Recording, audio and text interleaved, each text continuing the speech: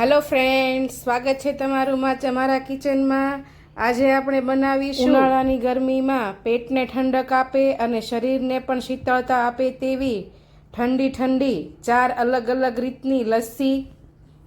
ચારેય લસ્સી ટેસ્ટમાં પણ અસલ બહાર જેવી લસ્સી બને છે તેવી જ બનશે અને ચારેય ટેસ્ટ અસલ ઘર જેવા જ બનશે।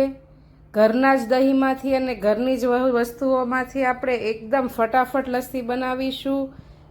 રેસીપી ગમે તો મારા વિડીયોને વધુમાં વધુ શેર કરજો અને લાઈક કરવું ભૂલતા નહીં।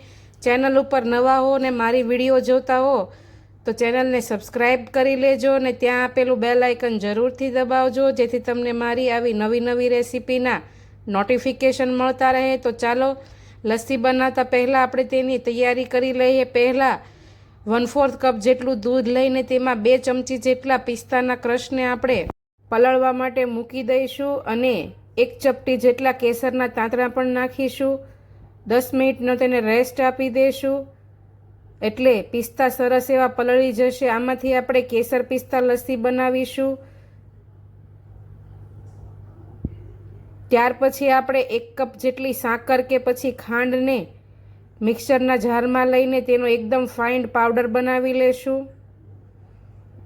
લસ્સીમાં તમને જે ઘરમાં ખાતા હો તે પ્રમાણે ખાંડ કે સાકર લઈ શકો। મેં અહીં સાકર લીધી છે અને એકદમ ફાઇન બુરું ખાંડ જેવું આપણે તેનું પાવડર બનાવી લેશું।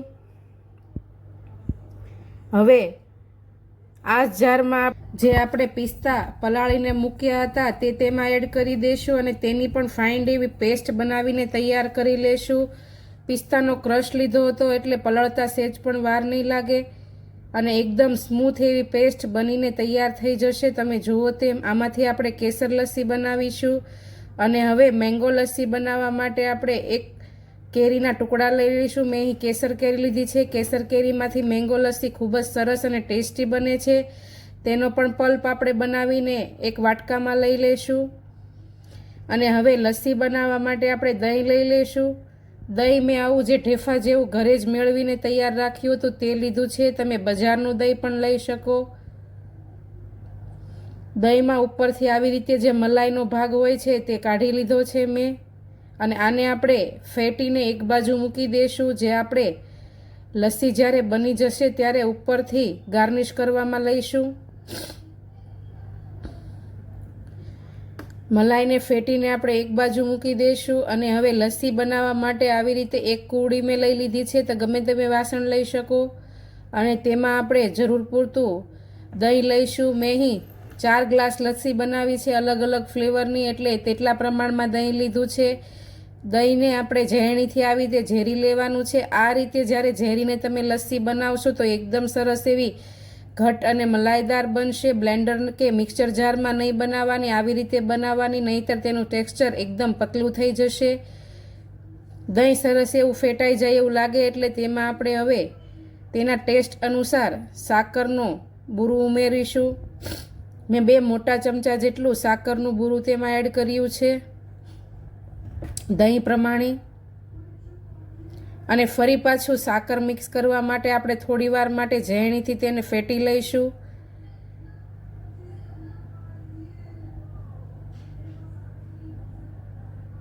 તમે જુઓ તેમ દહીં સરસ એવું ફેટાઈ ગયું છે અને એકદમ સ્મૂથ એવું દહીં બનીને તૈયાર થઈ ગયું છે। તમે હંકડ પણ લઈ શકો। મેં અહીં ઘરનું મોળું દહીં લીધું છે। તમે જુઓ તેમ સરસ એવી લસ્સી માટેનું દહીં તૈયાર થઈ ગયું છે। તમે ટેક્સચર તેનું જોઈ શકો છો।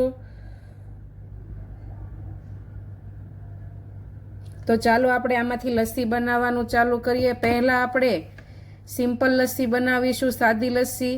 ગ્લાસમાં આપણે 2 બરફના ટુકડા એડ કરીશું અને 1 થી 1.5 કપ જેટલી લસ્સી એડ કરી તેમાં 1 ચમચી જેટલો એલચી પાવડર એડ કરીશું અને ફરીથી તેમાં ઉપરથી દહીં એડ કરીશું અને તેને પણ બરાબર મિક્સ કરીશું। હવે આપણે તેને એક બાજુ મૂકી દઈશું। ચારેય લસ્સીનું ગાર્નિશિંગ આપણે એકસાથે કરીશું। હવે કેસર પિસ્તા લસ્સી બનાવવા માટે 2 મોટી ચમચી જેટલો પેસ્ટ ગ્લાસમાં એડ કરીને 2 બરફના ટુકડા એડ કરીશું। ઉપરથી 1 વાટકો દહીં એડ કરીશું અને તેને બરાબર મિક્સ કરીશું। આને પણ આપણે એક બાજુ મૂકી દઈશું. હવે ફરી પાછું કાચનો ગ્લાસ લઈ તેમાં આપણે 2 બરફના ટુકડા એડ કરી સિમ્પલ લસ્સી માટેનું દહીં એડ કરીશું, અડધા કપ જેટલું, અને ઉપરથી 2 મોટી ચમચી જેટલો મેંગોનો પલ્પ એડ કરી ફરી પાછું અડધા કપ જેટલું દહીં એડ કરીશું અને સરસ રીતે બરાબર મિક્સ કરી દઈશું. આપણી મેંગો લસ્સી પણ તૈયાર છે. હવે ફરી પાછો ગ્લાસ લઈ લેશું, તેમાં 2 બરફના ટુકડા એડ કરીને ફરી પાછું અડધા કપ જેટલું દહીં એડ કરીશું અને ઉપરથી રોઝ સિરપ આપણે 2 મોટી ચમચી જેટલો એડ કરીશું.